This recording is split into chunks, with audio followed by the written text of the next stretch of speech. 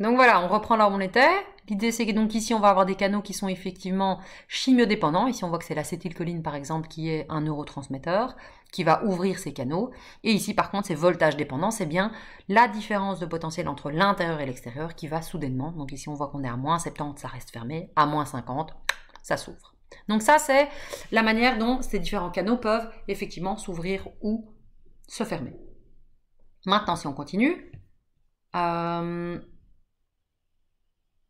Ici, donc là, un flux nerveux, avec un schéma un petit peu plus précis, en vous disant, ben voilà, on est au repos, on a les pompes et la diffusion simple, ça traverse quand même la membrane par certains canaux, on l'a vu déjà, donc les canaux à potassium. On a dit que le sodium, par contre, lui, était globalement, la membrane était globalement imperméable au sodium, mais donc on maintient cette valeur de moins 70, c'est ça qu'on retient.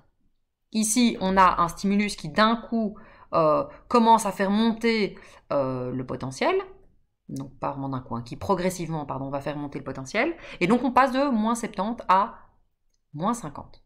Ça, c'est lié au corps cellulaire, donc la tête du neurone qui petit à petit fait rentrer du sodium. Ici, arrivé à cette valeur seuil, quand la tête, le corps cellulaire, atteint cette valeur de moins 50 millivolts, on a du coup les canaux qui sont eux situés particulièrement donc, au niveau de la gâchette, donc au niveau de la base, donc de l'insertion de l'axone dans le corps cellulaire. Ils vont s'ouvrir subitement, ces canaux à sodium, et faire rentrer massivement le sodium. Inversion, donc c'est bien ici la phase de dépolarisation, inversion de la polarité. On passe de moins 70 à plus 30. Ensuite, eh bien, on va avoir l'ouverture d'autres canaux, les canaux à sodium, qui eux vont faire sortir canaux à potassium, qui vont faire sortir le potassium, qui vont faire sortir le potassium et qui vont d'ailleurs faire un peu trop sortir de potassium, ce qui fait qu'on revient à 70 et on continue même jusqu'à moins 90, 90. Donc, on va ensuite avoir un rééquilibrage lié justement à ces pompes à Na+, K+, qui vont continuer à faire sortir 3 sodium et rentrer 2 potassium. Donc sortie de 3 Na+, et rentrée de 2 K+. Résultat, on maintient donc une charge globalement plus positive à l'extérieur qu'à l'intérieur. Ça, c'est pour l'influx nerveux. Cet influx, on a vu, il va avancer de proche en proche tout au long de l'axone, et je vous ai dit tout simplement, du coup, il y a une vague, et c'est ce qu'on voit dans les vidéos, une vague de dépolarisation. Ça veut dire que du coup, les canaux qui se trouvent justement en aval, donc qui se trouvent à côté, vont eux aussi sentir cette vague-ci, sentir que on est à, disons qu'on est au calme à moins 70, et puis d'un coup ils sentent que à côté d'eux ça remonte à plus 30, et donc du coup ceux qui sont à proximité vont aussi sentir cette vague de dépolarisation, et ils vont sentir qu'on n'est plus à moins 70, et donc vont eux aussi sentir qu'on arrive à moins 50 et s'ouvrir, et comme ça de proche en proche. La raison pour laquelle après le passage on est à moins 90, c'est aussi pour éviter que ça remonte dans l'autre sens. Donc ça veut dire que l'influx va toujours aller dans le même sens. Il va toujours aller de proche en proche le long de l'axone et ne va pas remonter, puisque on va se retrouver pendant une certaine période avec du moins 90. Moins 90, ça veut dire que ces canaux-là, les canaux par exemple à sodium, qui eux s'ouvrent à moins 50, à moins 90, ça devient compliqué d'arriver à moins 50. Les premiers à arriver à moins 50 sont ceux qui sont de ce côté-ci, qui sont toujours à moins 70. Donc ceux qui sont à moins 70 vont sentir la vague, vont monter à moins 50 et vont s'ouvrir à leur tour, tandis que ceux-ci sont protégés, puisque comme ils sont descendus lors de l'hyperpolarisation, ils sont descendus à moins 90, et bien même si la vague est encore présente parce qu'elle n'est pas encore complètement partie, au pire, ils vont remonter à moins 70, mais ils ne vont pas arriver à moins 50, donc ils ne vont pas s'ouvrir. Ce qui fait que ça s'ouvre toujours du même côté. Si on considère que le corps cellulaire est de ce côté-ci et que la fin de l'axone est de ce côté-ci, l'influx va toujours circuler dans le même sens. Ensuite, il arrive à la fin, et à la fin, ici donc l'influx nerveux va arriver, de nouveau on a cette vague de dépolarisation, et donc ça veut dire on a une entrée massive de sodium, une sortie massive de potassium, et puis ensuite, ouverture des canaux suivants. On s'attendrait à ce que ce soit à nouveau l'ouverture à proximité des canaux à sodium pour une entrée massive de sodium, mais sauf qu'au niveau du bouton terminal, donc à la fin de l'axone, ça ne sont plus des canaux à sodium qui sont présents, mais des canaux à calcium. Ces canaux à calcium, Et il n'y a pas de canaux à potassium d'ailleurs. Les canaux à calcium qui se situent ici vont du coup recevoir, ils sont eux aussi voltage dépendants, donc ils vont aussi s'ouvrir lors de l'arrivée de l'influx nerveux, lorsqu'il y a une dépolarisation de la membrane. Et donc, ils vont s'ouvrir et faire rentrer énormément de calcium. Ce calcium, on le verra, il a un rôle important dans l'actine-myosine. Donc on verra que dans l'activation au niveau des muscles, pour la contraction des muscles, on verra que ce sont des fibres d'actine et de myosine qui glissent l'une sur l'autre. Eh bien, le calcium, il a aussi un rôle à jouer ici parce qu'on verra que c'est bien des filaments d'actine qui vont permettre le transport de ces vésicules vers les extrémités. L'entrée du calcium va donc activer le mouvement des vésicules. Ces vésicules vont migrer vers la surface, la terminaison, et vont rejeter ce qu'elles contiennent vers l'extérieur, comme une bulle qui éclaterait à la surface. Ce qu'elles contiennent, ce sont des neurotransmetteurs. Ces neurotransmetteurs se situent donc, du coup, à ce moment-là, au niveau de la fente synaptique. Donc l'arrivée de l'influx nerveux va amener l'ouverture du calcium. Le calcium va pousser et permettre le déplacement de ces vésicules vers l'extrémité.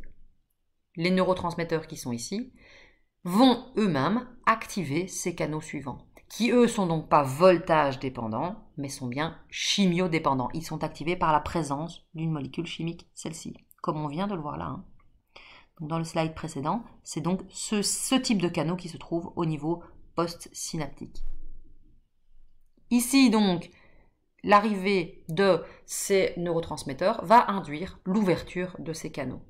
Chaque neurotransmetteur va activer des canaux différents. On a différents types de canaux ici. On a des canaux à sodium, comme dans ce schéma-ci. On va aussi avoir des canaux à potassium et des canaux à chlore au niveau des dendrites, ou en tout cas au niveau du corps cellulaire. Ces neurotransmetteurs, après avoir ouvert ces différents, donc ils n'ouvrent qu'une fois, hein, c'est à usage unique. Hein. Une fois après avoir ouvert ces canaux, ils vont être dégradés hein, et puis éliminés, ou bien certains qui n'auront pas ouvert des canaux de toute façon seront réabsorbés et recyclés par le bouton terminal. Et donc certains de ces neurotransmetteurs, ils vont pas rester là indéfiniment, ils vont être réabsorbés.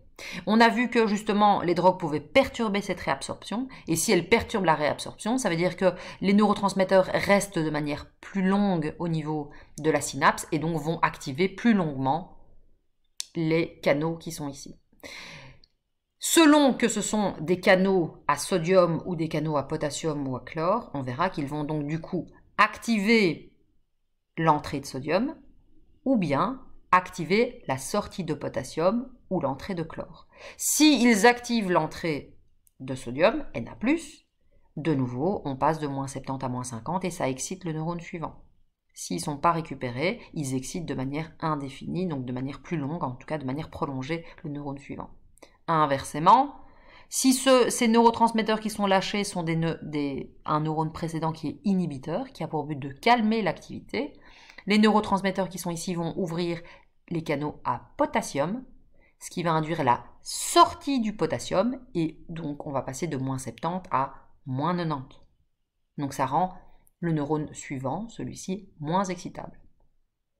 Si par contre ça ouvre des canaux à chlore, Cl, c'est un ion négatif, Cl-, ça va donner l'entrée de Cl-, l'entrée de Cl- va lui aussi faire passer de moins 70 à moins 90, donc encore plus difficilement excitable.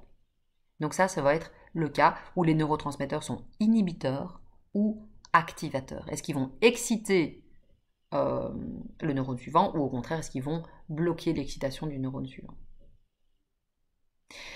Donc c'est ce qu'on voit ici. Les excitateurs, c'est l'ouverture des canaux à sodium, et ils vont donc induire la dépolarisation de la membrane. Hein. On est à moins 70, ça se dépolarise, donc ça remonte vers... On est à moins 70, donc ça remonte vers moins 50, jusqu'à arriver à plus 30.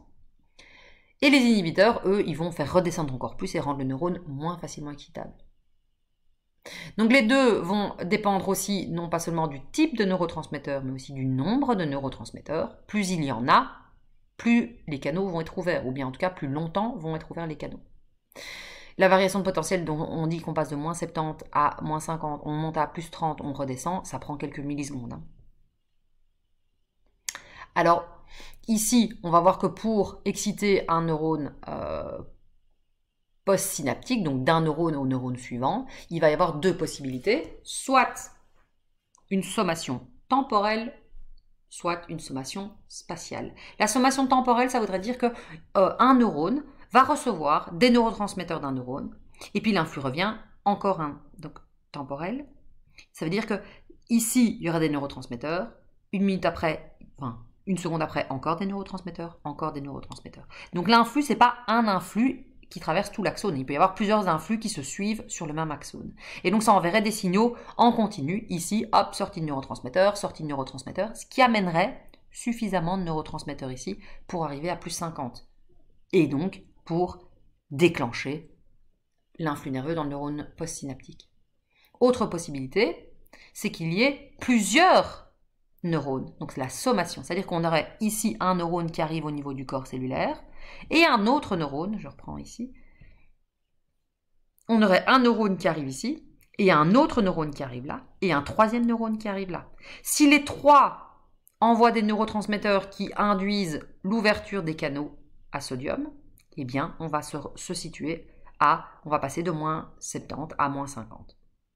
Donc soit c'est parce qu'on a plusieurs neurones qui s'activent, soit parce qu'on a un neurone qui envoie consécutivement plein de signaux et donc du coup plein de neurotransmetteurs qui vont induire l'ouverture des canaux à sodium. Ok, donc ça c'est les deux possibilités. Hop, hop, hop, hop, hop, on continue.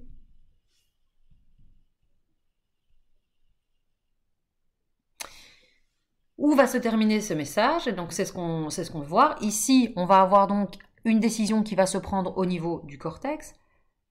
Ici, on va avoir un premier relais, par exemple, pour un neurone moteur, qui est donc ici le lieu du synapse, c'est-à-dire le transfert d'une information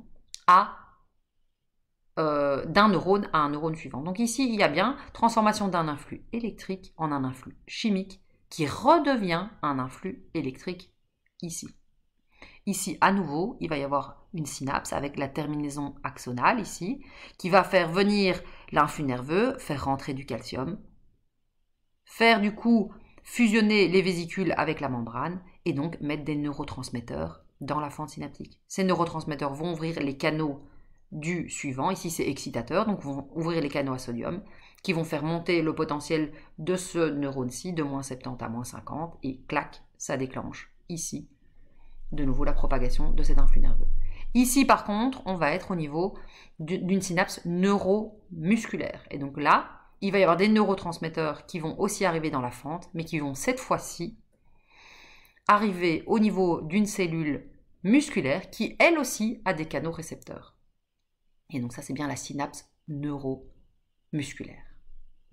Les différents neurotransmetteurs, on les a déjà vus. Acétylcholine, premièrement.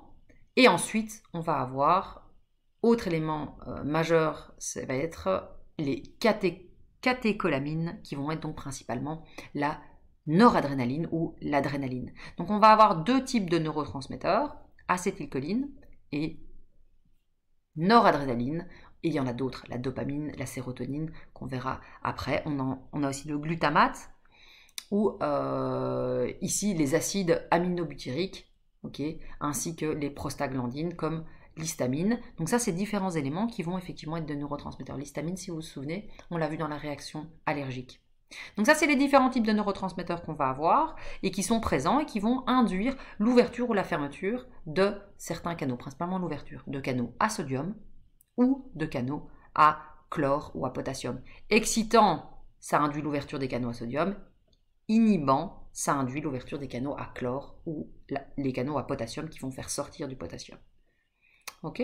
Donc ça, c'est pour les différents neurotransmetteurs. Celui qu'on retient principalement, c'est bien l'adrénaline ou noradrénaline, c'est la même chose, et l'acétylcholine. On a vu que l'acétylcholine, c'est le neurotransmetteur qu'on va principalement avoir dans le système nerveux moteur involontaire orthosympathique. Non, pardon, parasympathique. Et par contre, la noradrénaline dans l'orthosympathique. Ok, donc il va donner des réactions différentes selon l'organe auquel il est connecté. Et donc, ça c'est au niveau des neurotransmetteurs. Et on verra que ici, on peut avoir donc un stimulus qui va induire une réponse. Ici, vous voyez le ganglion avec le corps cellulaire. Ici, une synapse avec un transfert de message. Et dans certains cas, ça ne remonte pas jusqu'au cerveau, mais ça repart directement dans un neurone moteur qui lui va